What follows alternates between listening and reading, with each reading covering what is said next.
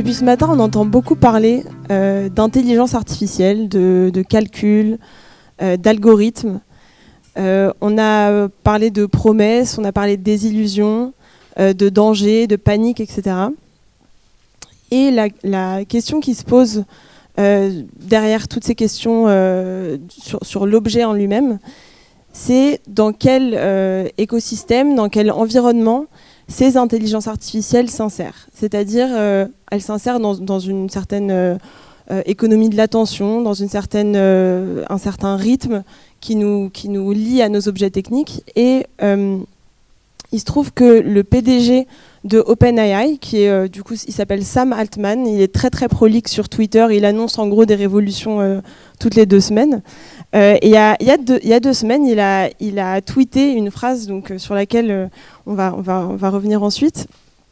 Il a écrit « Je pense que bien avant d'être capable d'une intelligence surhumaine, donc l'intelligence artificielle, l'IA sera capable de persuasion surhumaine. » Et il se trouve que, à mon sens, et on réagira dessus après, la question de la persuasion et la question de l'agentivité, de la liberté du sujet humain face aux IA aujourd'hui est centrale.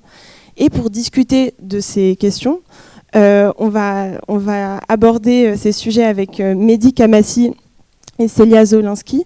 Mehdi, donc, tu es directeur de recherche au CNRS, tu es directeur du master de sciences cognitives de PSL. Et Célia, tu es professeure agrégée de droit privé à l'école de droit de la Sorbonne.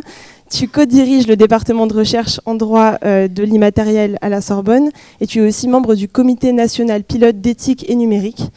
Et vous avez tous les deux travaillé cette année à un ouvrage qui va paraître chez Odile Jacob en mars, qui plaide pour une nouvelle culture de l'attention.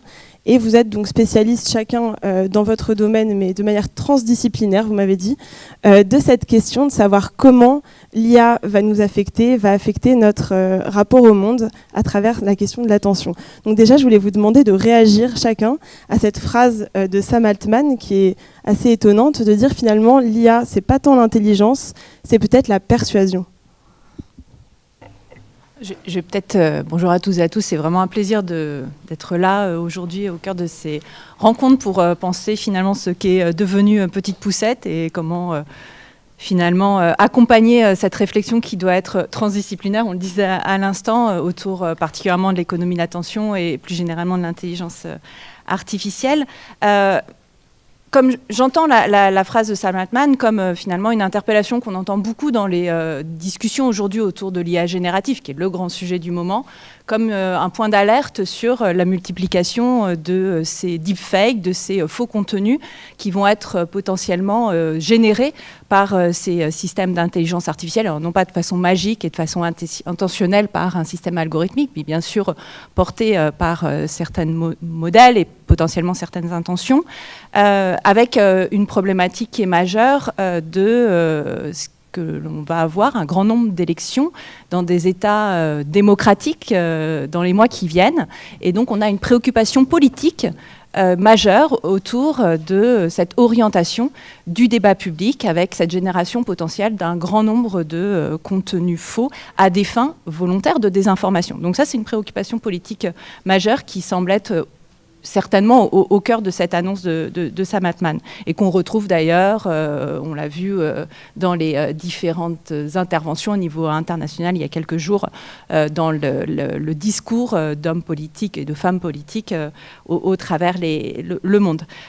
Au-delà de cela, on va avoir aussi des atteintes potentielles, pour rejoindre la conférence de ce matin, à la dignité au travers la multiplication de ces deepfakes qui peuvent nous représenter dans des scènes pornographiques.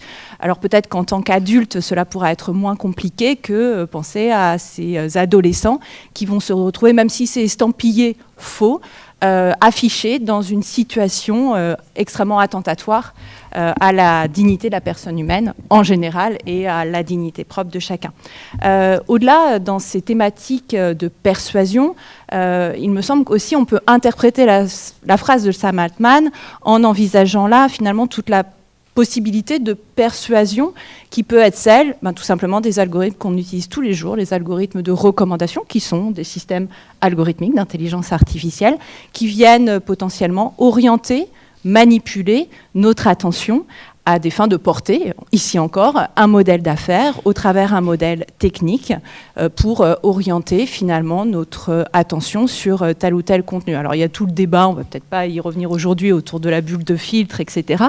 Mais au moins on va avoir peut-être, et c'est peut-être là la différence avec le très bel essai de Michel Serres, Petite Poussette, un rétrécissement finalement de la consommation des contenus, de l'accès au contenu, et puis une passivité quand on voit un certain nombre d'entre nous, adultes et de jeunes également, à scroller, à swiper de contenu en contenu, avec des algorithmes qui sont conçus, je songe par exemple à l'algorithme de TikTok, pour capter l'attention, pour fabriquer et maintenir l'engagement que l'on a.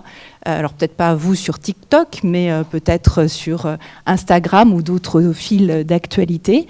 Et ici, avec une potentialité finalement de persuasion in fine, puisqu'on a aussi un enjeu d'utiliser ces outils à des fins politiques. Donc voilà comment on peut diversement envisager, me semble-t-il, ce propos. Mehdi, si vous voulez réagir sur la question de l'attention et la différence qu'il peut y avoir par exemple entre la persuasion et la conviction. L'attention, c'est quelque chose de passif. C'est quoi en fait quand on parle d'attention, on parle de quoi ? Déjà, alors bonjour à toutes et à tous, merci beaucoup de m'avoir invité. J'ai envie de faire juste une petite précision sur un titre que vous m'avez donné, je précise parce que pour pas usurper les titres, donc je suis pas directeur du master de sciences cognitives ENSPSL, j'en ai été directeur des études et futur co-directeur d'un master à Sorbonne Université Paris-Cité sur ces sujets.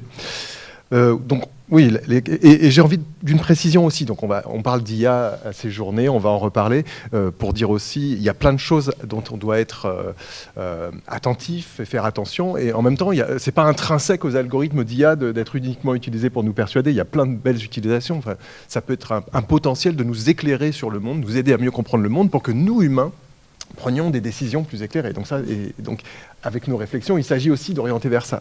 Donc augmenter nos capacités de réflexivité. Ah oui, excusez-moi. Merci. Donc comment finalement utiliser ces technologies, les algorithmes d'IA aussi, pour augmenter notre réflexivité, notre liberté, notre capacité à agir dans le monde et être davantage maître de notre attention. Donc l'attention du point de vue psychologique, c'est d'abord une faculté cognitive, c'est la capacité à sélectionner les informations que notre cerveau va traiter. Nous ne sommes pas capables de traiter toutes les informations auxquelles nous sommes exposés. Donc il s'agit de focaliser, et ça peut être quelque chose qui est exogène, qui est même inconscient, ça peut être suscité, notre attention peut être focalisée sur quelque chose parce qu'on attire notre attention sur un objet, mais ça peut être aussi endogène. On peut volontairement décider d'orienter son attention et donc il s'agit de réfléchir comment favoriser cette attention endogène. Et puis il y a une dimension collective finalement aussi, c'est important de ne pas uniquement penser à l'individu seul et le surresponsabiliser, c'est à lui de maîtriser son attention face aux objets technologiques autour, c'est important d'y penser aussi, mais dans l'ouvrage il y a Stéphana Broadbent qui a écrit avec nous, qui est anthropologue et spécialiste des interfaces collaboratives dans le numérique. Donc il y a la notion aussi d'attention conjointe, comment apprendre à focaliser ensemble notre objet sur quelque chose et apprendre de l'autre, échanger, et ça c'est très important aussi. Et dans le droit, il y a une définition de ce que c'est que l'attention et comment la protéger des différents assauts des technologies ? Non, il n'y a pas de définition de l'attention. Je ne suis pas sûre d'ailleurs que ce soit l'attention en tant qu'objet qu'on doit véritablement protéger, mais plutôt finalement l'individu, la personne, que l'on devrait, en tout cas c'est une proposition que l'on formule et qui est formulée par d'autres aujourd'hui, que l'on devrait protéger comme on protège la vie privée, les données à caractère personnel, tous ces éléments qui sont constitutifs de la nature humaine finalement, tant à titre individuel que à titre social. En revanche, l'attention, on la voit en filigrane, déjà appréhendée par un certain nombre de cadres juridiques. Donc, on voit finalement la protection des données à caractère personnel qui s'est instituée. On voit le droit de la consommation qui va nous protéger en tant que consommateurs contre des fraudes, des manipulations de notre envie impulsive de consommer telle ou telle chose et de l'utilisation de pratiques commerciales déloyales de la part d'un certain nombre d'opérateurs par exemple des sites de commerce en ligne. Donc en filigrane, on va là, en arrière-plan, protéger l'attention.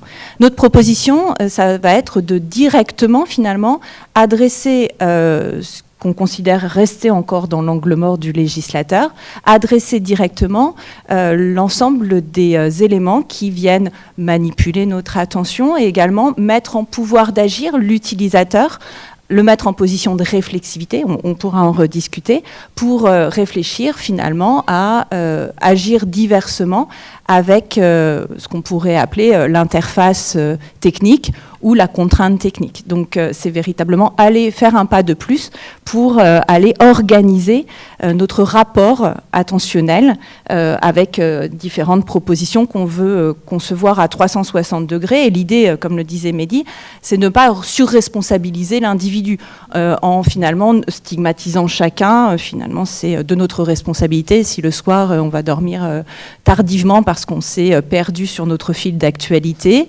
D'ailleurs, on préconise aussi un droit au divertissement, un droit à aller finalement être en capacité, si on le souhaite, de continuer à aller consulter des vidéos de petits chats trop mignons ou des vidéos d'actualité, parce que ça nous est important à ce moment-là, mais d'avoir le choix.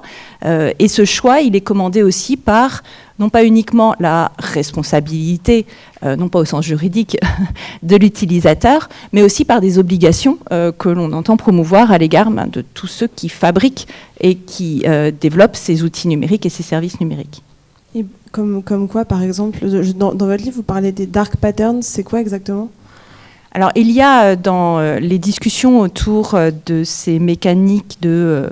Là, j'emploie le terme à dessein de manipulation de nos ressources attentionnelles, un certain nombre de designs, le fait d'aller concevoir des interfaces numériques, le design d'un site internet, comment finalement sur un réseau social, on va vous inciter à aller partager un contenu, à aller, comme je le disais, consulter de façon infinie, donc scroller de façon infinie un certain nombre de contenus. Alors fini à un moment parce qu'on va s'endormir normalement, parce qu'on reste des humains. Et donc tout ce design, il est conçu pour maintenir l'engagement, par exemple pour les réseaux sociaux, de l'utilisateur. Et ainsi, il va y avoir des équipes qui ont été déployées, composées de cognitivistes, de marketeurs, de designers qui vont étudier nos biais cognitifs pour aller finalement maintenir notre engagement et nous inciter à rester passivement en train de consulter sur le temps long un certain nombre de contenus, de nous engager également, de réagir à certains contenus, parce que tout ça, concrètement, va être analysé pour, à des fins de profilage et pour alimenter le modèle d'affaires de bon nombre de ces services numériques, c'est-à-dire un modèle d'audience, un modèle publicitaire. Donc il faut bien comprendre comment ces interfaces sont conçues. Là, je vous renvoie tous à un excellent cahier qu'avait produit la CNIL dans son laboratoire avec son laboratoire de la prospective, La forme des choix, qui décrit très bien cela, de ces conceptions techniques et des sous-jacents à cette conception technique. Et donc le droit aujourd'hui vient se saisir de ces problématiques. Il y a eu des grandes réformes réalisées par l'Union européenne il y a quelques mois avec ce qu'on appelle... Dans les médias, vous avez entendu parler peut-être du DSA et du DMA, donc de règlement sur les services numériques et règlement sur les marchés numériques. Ces deux textes viennent interdire ces interfaces trompeuses et manipulatrices. La difficulté, c'est quelle est la frontière entre une interface qui va vous inciter à rester, à consommer, et la publicité. Donc c'est l'enjeu aujourd'hui de bien définir ce qui est des deux côtés de la barrière, qu'est-ce qui va être interdit comme jugé manipulateur. Par exemple, le fait d'aller vous recommander un contenu pour vous inciter à consommer et vous inciter à avoir des pratiques qui vont être à l'encontre de vos intérêts. Là, ça devrait être prohibé. Et puis, la publicité qui resterait quelque chose de possible aujourd'hui parce que c'est le sous-jacent des services numériques. Et ces textes ne sont pas allés jusqu'à remettre en cause ce modèle publicitaire, ce modèle d'affaires.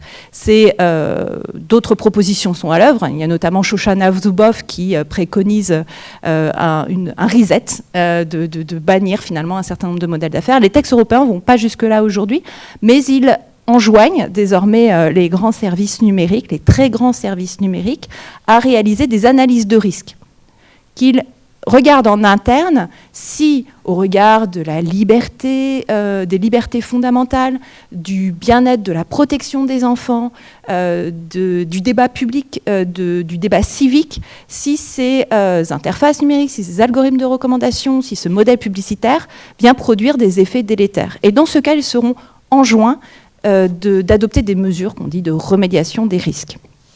Tout l'enjeu, ça va être de savoir si ça va être réellement mis en œuvre, correctement contrôlé par le régulateur.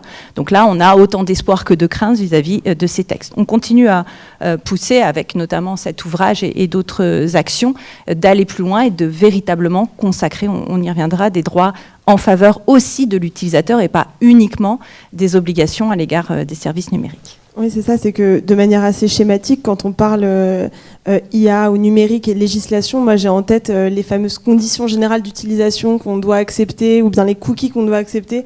En fait, c'est l'utilisateur est un petit peu face parfois à des choix qui sont pas vraiment des choix, qui les font pas réfléchir. Donc c'est quasiment comme si c'était... Moi je les accepte toujours, les cookies, parce que j'ai pas le temps, parce que j'ai envie de jouir très vite du service. Et en fait, est-ce qu'il n'y a pas aussi là peut-être une autonomisation ou une réflexivité des individus qu'on doit cultiver pour qu'ils lisent vraiment, pour qu'ils aient des occasions de se pencher sur qu'est-ce qu'ils sont en train de faire. Et ça, c'est difficile parce que ça dépend pas que des grands méchants capitalistes derrière, ça dépend aussi de nous au moment où on est en train de consommer. Du coup, comment vous articulez un petit peu cet aspect légal un peu externe de contraindre en amont et la façon dont au cœur même de l'utilisation, on va faire surgir des moments où on va amener l'utilisateur à réfléchir. Je sais pas, peut-être. Oui, alors je peux rebondir. Donc il s'agit vraiment d'une question de liberté en fait des individus, de promouvoir une liberté, promouvoir une réflexivité, et donc déjà de comprendre quels sont ces degrés de liberté, et comme vous l'avez souligné, une petite phrase par-ci par-là, ou alors mettre face à trop de choix, ou alors faire croire qu'il n'y a que 2 choix possibles dans des architectures de choix, c'est-à-dire une conception de l'interface qui limite en fait les potentiels, c'est exactement le genre de choses auxquelles on ne veut pas se limiter ou qu'on veut contrer. Alors du coup ça m'amène à soulever la question de comment augmenter l'autonomie décisionnelle des utilisateurs, c'est des choses sur lesquelles on a pas mal réfléchi. Dans les dialogues entre philosophie et sciences cognitives, justement, il y a vouloir faire penser la liberté comme quelque chose par degré et éviter de penser à 2 extrêmes. Donc une idée que, comme il y a un déterminisme du monde scientifique, ça voudrait, la liberté c'est 0, donc finalement il n'y a rien à réguler, et c'est pas grave finalement qu'on soit manipulé. À l'extrême inverse, l'idée qu'en fait il y aurait aucune influence, qu'on est totalement libre, donc finalement c'est bon en fait. Et puis si on est encore sur l'interface au bout d'1 heure en train de scroller, c'est notre responsabilité unique. Une liberté par degré qui peut donc être modulée. Et en psychologie, on distingue beaucoup la notion d'avoir un comportement orienté vers un but. Quel est mon but ? Je me suis connecté, finalement mon but peut être à un moment donné de me divertir. Parfois je veux me divertir, je veux me divertir pendant une demi-heure. Le problème c'est que si au bout d'1 heure je suis encore là, ça veut dire que je me suis éloigné de mon but. Et ça veut dire que l'interface n'a pas été là pour m'aider à garder en tête mon but, à avoir cette réflexivité. Est-ce que ça me convient ce que je suis en train de faire ? Et plutôt à favoriser une bascule vers l'automatisation du comportement. Et donc là, on sait qu'on perd en liberté quand on est dans l'automatisme, et en particulier l'automatisme non choisi. Avec Célia et dans les échanges avec Florian, Stéphana, donc pour l'ouvrage, on ne voulait pas non plus être caricatural. Il ne s'agit pas juste de dire qu'il ne faut jamais être automatique. Des fois, on a besoin de rapidement regarder nos emails, trier. L'automatisme, parfois, être utile, mais il doit être choisi, délibéré, il doit être pensé. Donc il faut que, soit à des moments donnés, on promeuve une réflexivité sur l'instant, être capable de se rappeler quel est son but et de le choisir, comprendre quelles sont nos possibilités d'action, et que parfois, c'est pas juste A et B, on peut faire autre chose. Et en même temps, dans des temps déconnectés de l'instant, il faut pouvoir réfléchir collectivement et réfléchir sur ses propres automatismes, réfléchir quelles sont les possibilités qu'offrent les interfaces. Donc ça, ce serait une deuxième phase de réflexivité. Mais il y a aussi une autre option, on en parlait un petit peu, il y a ceux qui vont promouvoir l'Internet complètement déconnecté des GAFAM, qui vont dire en fait, si on veut utiliser Internet de manière libre, il faut sortir du système, il faut installer Linux, donc un logiciel libre, il faut se former à l'informatique, apprendre à coder. Et en fait, on a l'impression qu'il y a aussi cette tentation parfois chez certaines personnes qui sont méfiantes, et à juste titre, de ces algorithmes, de dire « Ah, mais moi, je dois faire sécession d'une certaine manière ». Et il y a quand même quelque chose, on reste un peu sur le côté, on se met un peu à part de la société. Si on décide d'être uniquement dans la réflexivité, dans le moi je suis différent, je fais ce que je veux, on risque aussi de se couper des facilités, des plaisirs, des opportunités que peut apporter cette technologie. Oui, c'est pour ça que notre réflexion, elle ne vise pas à inciter à en sortir. Libre à chacun, chacune de décider d'en sortir, pas en sortir. Mais en tout cas, dans les conditions qu'on a, avec les outils qu'on a, de légiférer pour permettre que ces interfaces favorisent la réflexivité plutôt qu'elles nous enferment dans l'automatisme. Juste pour prolonger peut-être à cet égard, l'idée, en effet, en tout cas, c'est pas la proposition qu'on formule dans l'ouvrage, d'autres la formulent par ailleurs, c'est pas de retourner dans la caverne, mais c'est de pouvoir agir sur cette, je vais dire, contrainte technique ou sur l'interface. C'est de pouvoir déterminer ses propres choix et d'être assuré que finalement ceux-ci peuvent être accompagnés dans notre interaction avec l'interface numérique. Beaucoup considèrent aujourd'hui que finalement on peut encourager un pluralisme en encourageant des modèles alternatifs, ça c'est aussi une de nos propositions, mais on peut aussi réintégrer du pluralisme dans le modèle, dans l'interface numérique. Et une des propositions qu'on formule, c'est notamment de consacrer un droit au paramétrage. Donc l'idée, ça serait de permettre à l'utilisateur de paramétrer selon ses propres choix, par exemple, le système de recommandation, pour que sur votre fil d'actualité, on vous pousse, on vous propose les contenus qui correspondent à votre centre d'intérêt, qui peuvent être divergents d'ailleurs pendant vos activités professionnelles et aussi pendant vos activités de divertissement. Donc d'avoir la possibilité de séquencer aussi nos différentes vies numériques, si je peux employer cette formule. Donc l'idée du droit au paramétrage, ça serait véritablement de conférer un nouveau droit, un droit subjectif, à l'individu pour être en mesure de demander véritablement à ce que l'algorithme de recommandation intègre ses propres choix et non pas ceux que la plateforme souhaite vous imposer à partir du profilage qu'elle a identifié et tous ces mécanismes d'engagement. Donc ça, c'est une proposition qu'on a formulée, qui a été reprise par le Conseil national du numérique et qui pourrait être discutée demain dans le cadre du cadre légal. Donc l'idée, c'est de réintégrer du pluralisme dans la plateforme. Il y en a même qui proposent de nous permettre à tout à chacun, si l'on veut utiliser le même réseau social que notre communauté ou qu'on veut conserver l'utilisation d'un service numérique qui nous est extrêmement important.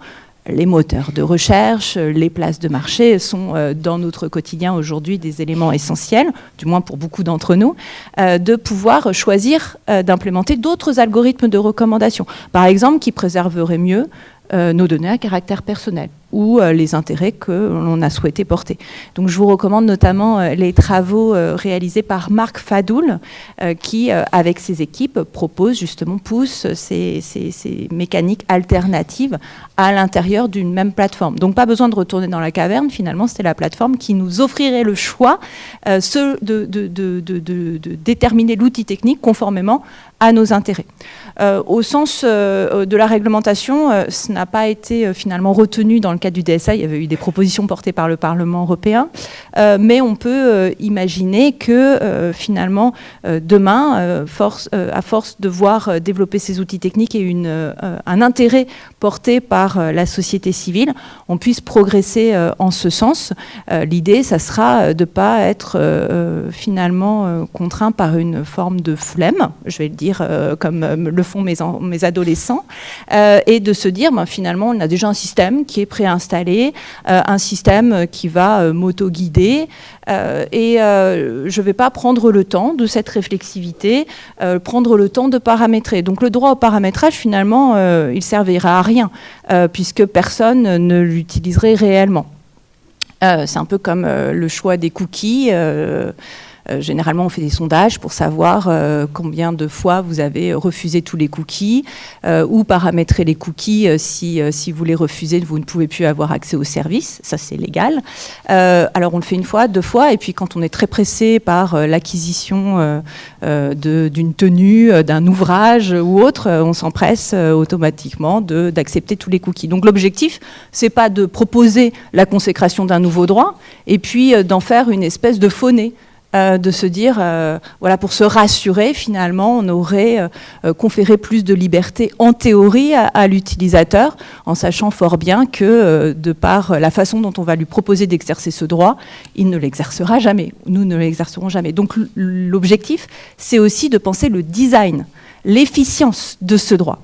Juste une piste, peut-être, tout simplement de paramétrer par défaut l'ensemble de ces interfaces numériques pour nous faire réfléchir à nos choix. Pas forcément les contraindre, encore une fois, on peut avoir le choix de se dire non, moi je préfère me laisser guider par l'algorithme tel que proposé par le service numérique, mais de faire en sorte que le design ne nous oriente pas par des phénomènes de nudge ou de sludge, c'est-à-dire qu'on est englué par trop de choix, une liste de choix inconsidérés. On sait que plus il y a de choix, moins on en réalise. Et là, pardon, je vous fais pas mal de recommandations de lecture, mais je trouve que le dernier essai de Bruno Patino est vraiment, décrit vraiment bien ce phénomène d'excès de choix qui annihile complètement le choix, ou alors d'avoir des choix trop restreints. Donc, c'est de bien concevoir ce choix. Et comment bien le concevoir? Ce sera, encore une fois, par une réflexion avec des équipes jointes de neuroscientifiques, de chercheurs en design, de chercheurs potentiellement en philosophie, en droit, pour aller identifier comment on peut être le plus à même de réaliser ses propres choix. Mais pour réaliser des choix, encore faut-il avoir l'hygiène de l'attention, ou en tout cas une certaine réflexivité, d'être en capacité de prendre ces décisions-là. Parce que si on me donne un choix, mais que la personne qui fait le choix n'a pas le recul ou ne fait pas un choix éclairé, mais va faire un choix parce qu'elle a l'impression que c'est le plus simple ou parce qu'elle ne va pas se renseigner. Il y a aussi quand même, je pense, un aspect pédagogique aussi dans votre ouvrage et dans toute votre réflexion, de dire il faut que ces questions-là, elles soient discutées, il faut qu'elles soient partagées, qu'il y ait une éducation à l'attention. Qui passerait aussi, qui serait peut-être un nouvel avatar de l'éducation à la liberté. C'est-à-dire qu'aujourd'hui, à l'époque des Lumières, la liberté, c'était le sujet rationnel, autonome, avec son libre arbitre, etc. Aujourd'hui, maintenant qu'on sait qu'on a des biais cognitifs, que les algorithmes n'arrêtent pas d'essayer de nous manipuler et qu'on est en permanence, notre liberté, elle est en permanence rognée de partout, est-ce que ce ne serait pas le dernier fief de la liberté que de disposer de son attention face à ces outils numériques-là? Est-ce que ça ne redéfinit pas un petit peu la liberté ? Non, ça ne redéfinit pas la liberté. En tout cas, ça oblige à la pensée. Donc, comme tu l'as dit, il y a une dimension éducative aussi. Donc, il ne faut pas se restreindre à attaquer le problème sous un seul angle. Donc, il y a, sur l'instant, donner des outils pour augmenter en liberté nos choix individuels quand on est là face à une interface, bien sûr. Toute la dimension éducative, comprendre comment fonctionnent ces interfaces, qu'est-ce que ça implique, qu'est-ce que ça veut dire d'accepter de partager des données. Donc ça, c'est vraiment tout un travail en amont. Et puis, au fur et à mesure du chemin, avoir régulièrement, se reconnecter aux autres, réfléchir ensemble sur moi, j'ai fait tel choix, ah oui, mais toi, tu en as fait un autre. Et d'ailleurs, ça t'offre telle autre possibilité. Et avancer ensemble. Peut-être qu'il y a une dimension qu'on n'a pas mentionné jusqu'à maintenant, c'est l'agentivité, se sentir agent en fait. Des fois, on renonce au choix parce qu'on a l'impression que finalement, ça n'a pas d'impact. Et alors que de jouer avec l'interface pour la paramétrer, on peut voir tout de suite. Donc, si on promeut des interfaces où on voit tout de suite l'effet, donc ça a même un côté ludique. Donc, il y a des gens qui ont réfléchi sur la jouabilité des interfaces. Et donc, à ce moment-là, on peut même ressortir avec une connaissance de cette interaction. Et donc, se sentir agent et sentir qu'on peut faire quelque chose, que ça peut avoir un effet. Peut-être ça aussi, ça contribue à augmenter la liberté. Et c'est ça que vous entendez par encapacitation dans votre ouvrage, c'est cette capacité d'avoir l'agentivité, d'avoir l'envie aussi de s'amuser avec ces interfaces-là. En tout cas, ça y contribue. Et dans l'incapacitation, donc c'est mettre la personne en capacité d'agir, mais finalement, ça peut... Donc, rien que le fait de passer d'un mode passif à un mode actif, quelque part, on en capacite déjà un peu, mais c'est pas que ça. Et ce qu'on essaye de souligner, c'est qu'il y a plusieurs autres dimensions. Aussi, on peut en capaciter, en faisant réfléchir sur les buts, et mettre en capacité de vraiment être capable de choisir son but, et pas juste choisir de l'action qu'on nous a proposée pour atteindre le but, qui est celui du designer de l'interface. Et puis, c'est aussi mettre dans des conditions, un contexte, donc qui ne relève pas uniquement de notre responsabilité individuelle, des conditions, un contexte qui nous permettent de décider et d'avoir un impact. Et là, on revient sur ce que vous disiez tous les deux, sur l'aspect collectif aussi de cette lutte et de l'aspect délibératif, peut-être l'attention collective ou conjointe qu'on devait cultiver, en fait, et que ça c'est pas un front individuel et solitaire, mais c'est quelque chose peut-être quasiment politique. Alors, ce qu'on a essayé de proposer dans l'ouvrage, c'est finalement de joindre deux visions qui sont généralement proposées, mais souvent de façon alternative, soit la promotion de l'attention individuelle, soit la promotion de l'attention jointe, l'attention collective. Il nous semble nécessaire de penser les deux de façon liée, et dans les deux cas, on retrouve cette nécessité de promouvoir, comme le disait Mehdi, l'agentivité, c'est-à-dire la possibilité de faire des choix, de contrôler que nos propres choix soient bien respectés, et d'en voir les résultats également pour nous inciter, nous encourager à bien réaliser ces choix et à maintenir cette action, finalement à rester dans l'action et ne pas retomber dans une posture de passivité. Stéphana Broadbent, dont c'est véritablement le cœur d'expertise, a beaucoup travaillé sur les plateformes collaboratives et interroge le fait que certaines connaissent un succès impressionnant comme Wikipédia, et puis bien d'autres malheureusement n'ont pas été accompagnées du succès espéré. Donc elle décrit fort bien comment dans le design il faut aussi mettre en lumière auprès des différents contributeurs comment leurs choix et leur participation collective ont été prises en compte, et comment là on va porter cette attention jointe. Donc ça c'est un point véritablement essentiel, et donc on va retrouver des traits communs entre ces différentes facettes de l'attention et comment il faut finalement s'en saisir à 360 degrés. Juste parce que comme c'est beaucoup débattu sur au niveau de l'encadrement juridique, l'idée c'est bien de mettre en visibilité ces différentes possibilités de choix et de les promouvoir et de les encourager. Donc ça passera par un encadrement juridique et aussi un accompagnement par des politiques publiques, et notamment sur un volet de promotion de commandes publiques ou de promotion de nouvelles mécaniques d'industrie, particulièrement d'industrie culturelle.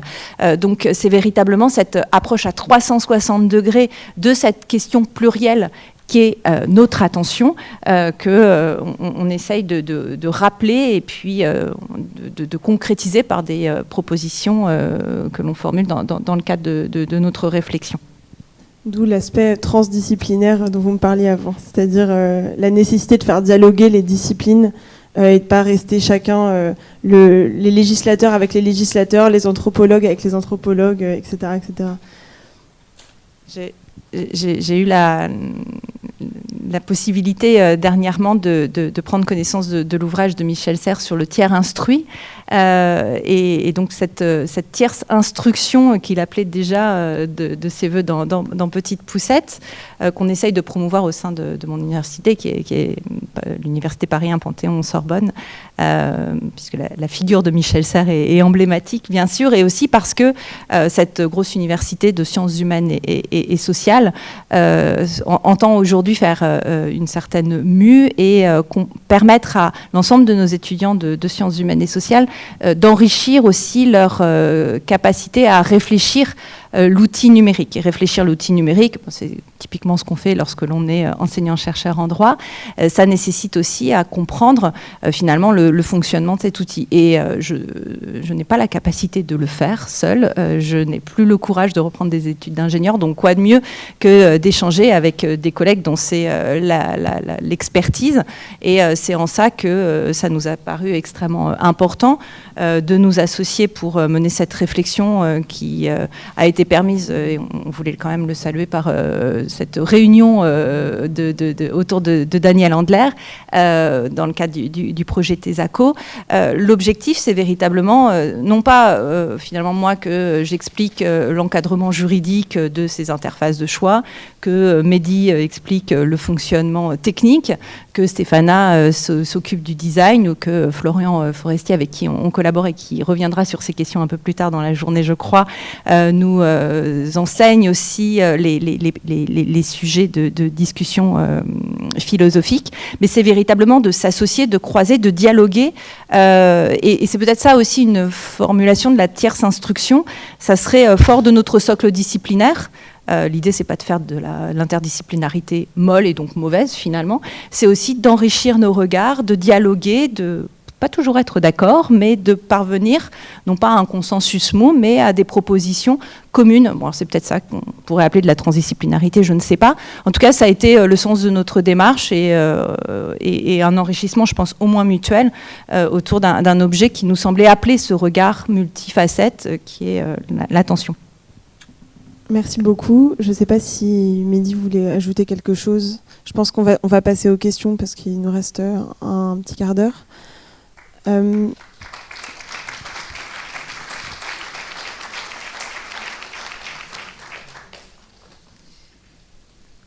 ne sais pas comment on fonctionne, s'il y a un micro qui est passé. Si vous voulez, je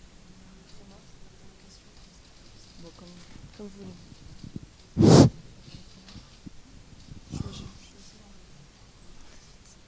Oui, bonjour. Bonjour, oui, vous m'entendez ? Voilà, j'avais deux questions. D'abord, que pensez-vous de l'information selon laquelle il y a une plainte actuellement portée contre Instagram et Facebook pour atteinte à la santé mentale des adolescents ? Je pense que c'est une class action aux États-Unis. Et deuxième question plus spécifique pour Madame Zolinsky.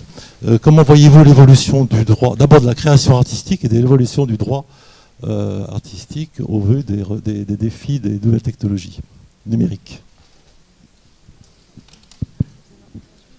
Donc, s'agissant de la première question, c'est en effet une forme de plainte un peu historique, puisque plus de 40 États vont porter une action à l'égard de la société Meta, s'agissant des impacts sanitaires de certains de ces services. Donc, on attend avec intérêt, peut-être même impatience, le résultat de cette plainte. Il y a d'autres études qui sont en cours également pour analyser avec un socle scientifique étayé ces impacts sanitaires s'agissant de la santé mentale des adultes, mais également, et c'est peut-être aussi un sujet de préoccupation qui est encore plus important, des adolescents. Donc c'est nos petites poussettes d'aujourd'hui. Je ne peux pas vous dire quel sera le résultat. Ce qui est très important en revanche, c'est qu'on ait justement ce socle scientifique robuste pour aller porter des propositions législatives, soit d'interdiction. Par exemple, il est envisagé l'interdiction des Reels. Alors, c'est ces petites vidéos très courtes qui vont pouvoir être consultées de façon très engagée, je ne vais pas dire compulsive, mais ça sera l'objet de l'autre table ronde, par un certain public. Et donc c'est sur ce modèle-là que s'est développée l'efficience de l'algorithme de TikTok, et puis qui a été repris ensuite sur Instagram. L'intérêt, c'est que les données qui vont être ainsi collectées de la vidéo que vous pouvez regarder ou que vous ne souhaitez pas regarder, c'est aussi des données intéressantes, vont être autant de points d'intérêt pour concevoir pas pour améliorer l'algorithme, mais pour concevoir du profilage. Et que quand on consulte des dizaines de vidéos en 1 heure, finalement, ça fait beaucoup plus d'informations utiles pour l'algorithme et le système sous-jacent. Donc peut-être que ces formats-là, parce qu'ils vont engagés durablement dans le temps et qui vont disperser aussi l'attention qui sera plus focalisée sur d'autres éléments, par exemple des informations qui vont nourrir le débat public. Donc on parle de toutes les questions aujourd'hui pour préserver ou promouvoir d'autres formes d'espace informationnel. Les enjeux sont individuels, ils sont aussi démocratiques. Donc ça sera certainement des points importants résultant de cette action. S'agissant de la créativité et de la création dans le cadre de l'utilisation des systèmes d'IA, c'est un très vaste sujet qu'on retrouve de façon particulièrement amplifiée depuis la massification auprès du grand public de l'usage des IA génératives, donc avec ici un sujet autour des risques de paupérisation de certaines professions artistiques, par exemple pour les infographistes. Donc ça, c'est un sujet de préoccupation majeure. Vous avez entendu parler de la grève des scénaristes à Hollywood et des préoccupations également des scénaristes français. Il y a aussi toute une discussion que l'on peut avoir sur la question de savoir si ce que vous allez voir sortir, voire généré par un système d'IA génératif, par exemple DALL-E, peut-être que vous l'avez utilisé, qui va générer une image, ou Midjourney, est-ce que ce sont des créations au sens du droit d'auteur et donc qui pourront être protégées? Donc là, on a toute une discussion. Je vais vous dire, la réponse est non. Pour le moment, si vous réalisez des prompts et que ça génère une image, pour le moment, ça n'est pas consacré, du moins d'après le Copyright Office aux États-Unis, mais pas sur les mêmes fondements, mais avec les mêmes critères, pour être repris par les juridictions françaises. Dès lors que c'est le fruit quelque part d'un hasard, dès lors que c'est essentiellement le fruit du système algorithmique, la personne qui a réalisé les prompts n'est pas l'auteur de l'image. Et je tiens à le dire, le système d'intelligence artificielle n'est pas plus et n'est encore moins et ne sera a priori pas l'auteur de ces images parce que une intelligence artificielle, c'est simplement tout autre chose qu'une personne, tant au sens, j'imagine, philosophique, mais là je sors de ma zone d'expertise, en tout cas sur le plan juridique, ce débat autour de savoir si l'intelligence artificielle, les systèmes d'intelligence artificielle, les algorithmes ont une personnalité juridique, doit être normalement, voilà, la réponse est négative, mais ça, si vous voulez, on peut engager le débat. C'est un peu un serpent de mer. Merci. Moi, je m'interrogeais donc sur l'intelligence artificielle et sur le fait que l'intelligence qu'il y a dans l'intelligence artificielle, elle est humaine. C'est pas de la vraie intelligence artificielle, enfin, il me semble. Et elle n'est pas toujours bien intentionnée. Et cette intelligence, ces algorithmes, nous viennent d'acteurs qui ont des intérêts qui ne sont pas humanistes, qui ne sont pas... Et donc, j'aimerais que vous me donniez un exemple. Vous parlez de régulation, de projets, de réflexion, de groupes de travail qui tentent de préserver notre libre arbitre devant ces outils. Est-ce que vous avez des exemples sur lesquels on a pu contraindre ces acteurs, comme Facebook, TikTok, Insta, Meta, enfin, que sais-je, à modifier des choses dans le sens, effectivement, de donner, parce que je pense que c'est des gens qui ont des intérêts commerciaux, des intérêts économiques, et que des états d'âme concernant la philosophie ne sont pas du tout leur moteur. Et donc, pour leur imposer ça, comment on fait? Et est-ce que c'est déjà arrivé? Voilà, c'est ça ma question. Peut-être moi je voulais juste répondre sur le terme intelligence, parce que finalement c'est aussi tout le problème. Mais il y a toute une mystification. Et donc sur le sujet, en fait l'intelligence humaine, déjà on n'est pas forcément d'accord sur comment la définir, même au sein des sciences cognitives. Il y a un très bel ouvrage de Daniel Handler de cette année, Intelligence humaine, intelligence artificielle, la double énigme. Il va parler demain, donc il a plein de choses à dire. Donc voilà, donc après...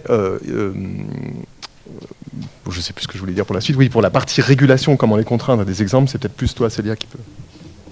C'est tout l'objet du règlement sur les services numériques, c'est-à-dire de forcer, d'imposer, ce sera une obligation, à ces très grands opérateurs de réaliser une analyse de risque. Alors, Frances Haugen l'avait très bien décrit, ça a déjà été fait par Meta, s'agissant d'Instagram, qui avait, d'après les révélations de cette lanceuse d'alerte, avait identifié particulièrement les impacts notamment des systèmes de filtres sur la santé mentale des jeunes adolescentes. Mais visiblement, l'opérateur a fait le choix de ne pas prendre en compte les intérêts de ces adolescentes au détriment de son modèle d'affaires. Donc c'est ce qu'a révélé Frances Haugen. L'objectif du règlement sur les services numériques, c'est d'imposer ensuite de prendre des mesures de mitigation, enfin de remédiation des risques. Donc là, finalement, la plateforme sera enjointe d'aller modifier son algorithme de recommandation, son système publicitaire, ses interfaces de choix.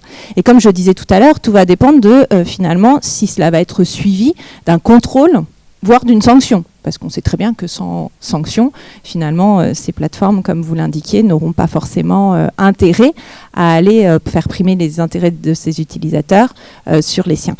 Donc, on a beaucoup d'attentes à l'égard de la Commission européenne aujourd'hui et des différents législateurs nationaux, et s'agissant des moyens qui vont être mis en œuvre pour assurer le suivi de ces obligations imposées aux plateformes. Et là, on en verra des exemples, et on peut espérer, c'est peut-être naïf, mais que certaines d'entre elles aussi modifient volontairement leur modèle pour finalement faire jouer, on évoquait, enfin Cynthia Fleury évoquait ce matin le name and shame, c'est-à-dire de faire jouer aussi l'aspect réputationnel et de montrer finalement comment d'autres modèles peuvent être enclenchés. Alors soit ces plateformes, soit des plateformes alternatives. Si on sort des réseaux sociaux, on peut aussi imaginer que demain, le déploiement de certains systèmes d'intelligence artificielle puisse finalement reposer sur cet intérêt partagé avec les utilisateurs.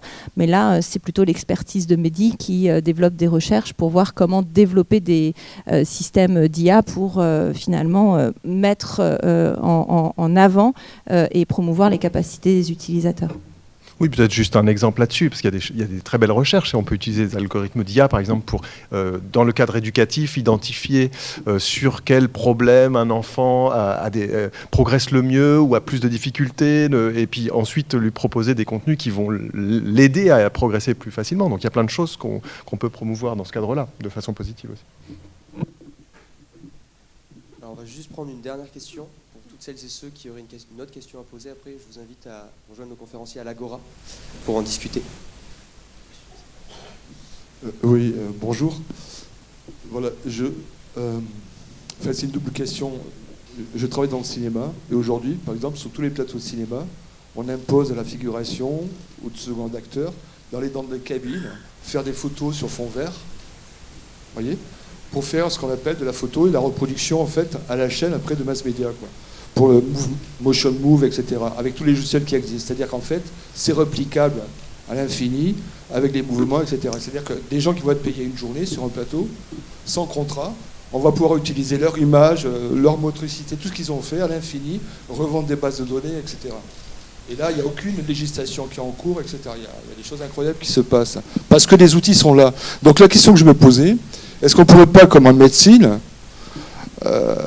avant de mettre sur le marché un produit, l'étiqueter comme viable, quoi. C'est-à-dire, en fait, prévoir une législation avant de mettre le produit sur le marché, quoi. C'est son utilisation, comme en médecine, par exemple.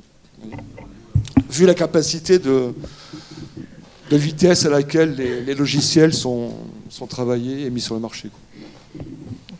Je vais utiliser celui-là. C'est tout l'objectif du règlement, de la proposition de règlement sur l'intelligence artificielle qui est actuellement en discussion au sein de l'Union européenne. Par rapport à ce que vous évoquiez, l'intérêt de prendre en compte ces risques systémiques qui pourraient résulter de la mise sur le marché et du déploiement de ces systèmes sur le marché. Donc il y a un débat qui est extrêmement tendu pour savoir si, dans le cadre de ce texte, on appréhende ou non ces risques systémiques. Donc c'est tout le débat qui a lieu. Vous l'évoquez à propos de l'utilisation de l'image. On a le même débat s'agissant de l'utilisation de la voix, avec les progrès de la voix de synthèse aujourd'hui. Il y a un véritable enjeu à les préserver les intérêts des artistes voix, des artistes interprètes, s'agissant du risque de finalement ne plus avoir besoin du recours à l'humain du fait de l'extension de ce travail, de cette prestation artistique par un système d'IA. Donc c'est tout le débat qui a cours. C'est peut-être pas le lieu dans le règlement IA de l'adresser, ça c'est tout le sujet. En tout cas, c'est un sujet de préoccupation majeure. On le voit notamment dans l'executive order du président des États-Unis, dans les discussions au sein du gouvernement français également. Donc comment imposer à ces acteurs d'appréhender ces risques systémiques et à quels acteurs il faut imposer cette mesure des risques systémiques.